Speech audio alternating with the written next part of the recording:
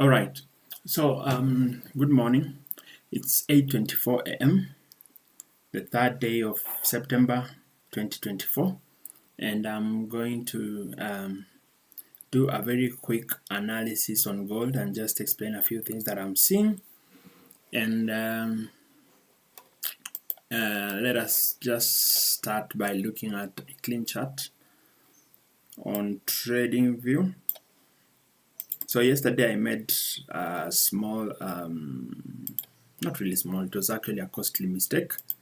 I traded when I knew too well that it was a bank holiday, and so the market did that thing. Yeah, so yesterday was a losing day. However, I don't think that is the reason why I lost. I think I lost because I was holding to a wrong bias. That is primarily the reason. So holding to a wrong bias is something that costed me yesterday. So we are going to look at how price played yesterday and then just see what we would have done differently. Looking at this bullish candle, which acts as an order block of sorts, the market dropped below it, and then yesterday we did a retest, and this is where we are at the moment. We traded and took out the low of Friday, and then today opening we've also taken out yesterday's low. So let's just look at this first of all as a quick trade recap. I'll go straight to H1, and then we will look at how price played yesterday. So I'm going to introduce an indicator that I like using, just marks out a few things. Market sessions. I like seeing the market sessions marked the way you can see, and then get rid of this for now. So we know that we've seen that order block on daily. So on lower time frame, it's clear what the market was doing yesterday. So we had 1, 2, 3, 4, and 5. So this ended yesterday at around 5 in the morning. At around 5 in the morning Kenyan time, and then we had a pullback getting into London, and then at around 10 the market dropped, and then that drop has been sustained all the way to today, and then we've taken out this low. So we took out the high, then we've taken out this low. So looking at this market, yesterday we would have caught a sell here. This is purely on the hindsight. We would have caught a sell here, and we'll see that sell better on minute 15. So of the many times that I look to trade the market, especially for the Asian session, I like looking at 4:30, and you can clearly see at 4:30 we had this break. This bullish move to the upside was broken by this bearish move to the downside at 3:45, and then the market did a retest of this zone severally here, and here. So any of this would have served as an entry, but the best entry is around 4:30. So 4:30 was around this place, and then the market just melted and took out this low. So this was a low-hanging fruit, and this would have been a very rewarding trade. Yes, in as much as it was a bank holiday in the US, the Asian session was actually very nice. See what the market did.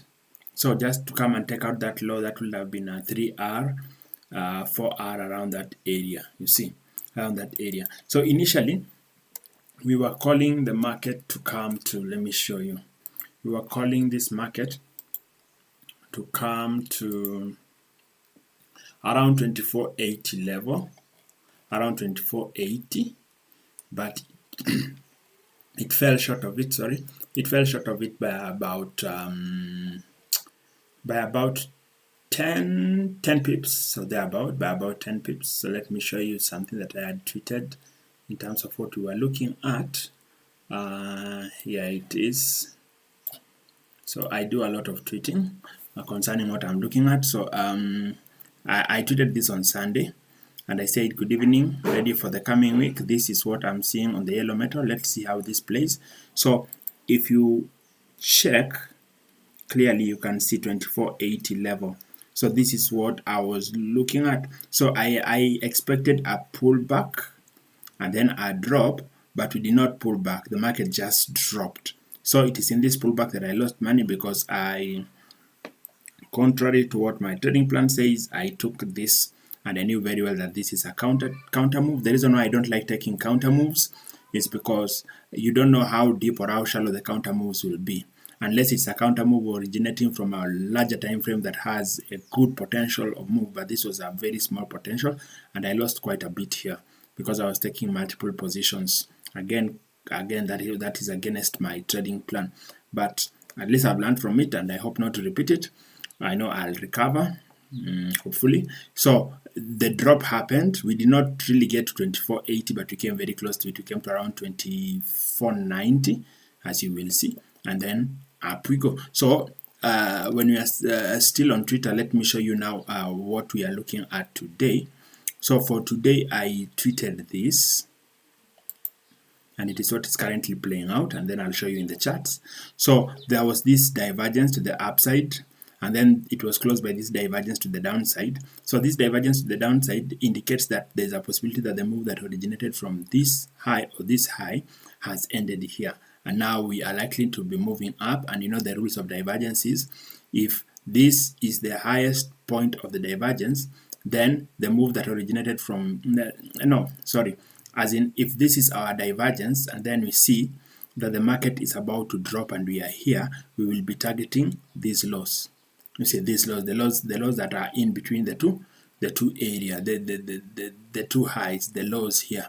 This is what we'll be targeting. So similarly for this divergence, we are targeting these highs. These highs, that's why we have this dollar sign up here. So this relative equal highs is like our first TP. But now again, applying Elliott wave, I'm seeing a possibility that we might actually be moving all the way to 25.50. We might be moving all the way to 25.50.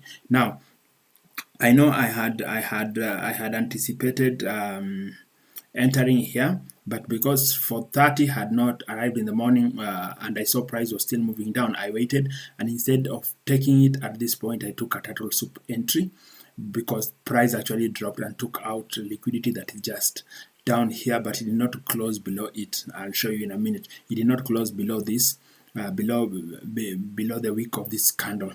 So this, so after grabbing this liquidity, we expect it now to move and go all the way up. But of course, we'll be checking to see what it is doing. Now that is that. So let us go back and see. Not that. Let us go back and see trading view. Yes, here. So let us now see. Yes, so this move that originated from here, it came all the way down, and as I was showing you, I told you that we came and took out this low. Just by a week, we grabbed liquidity. This is what we call a liquidity grab. So after that liquidity grab, what happened is now the market has started to go. The market has started to go up. So look at when I'm talking about price meeting time, this is what we mean. This week here was at 4:15.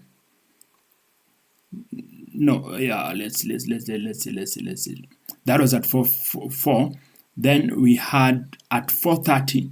At 4:30 we had this still trading to the downside, and then we had this up move at 4:45, and then at 5 is when we had a retest. So this was the best entry, though I took my entry down here.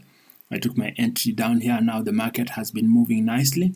It has been moving nicely. We know, because we have this divergence that we've already marked in the chart that I showed you. We have this divergence here, this one.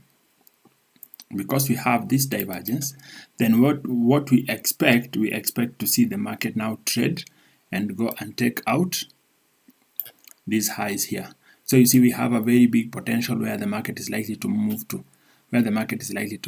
So that's what we are expecting for the day.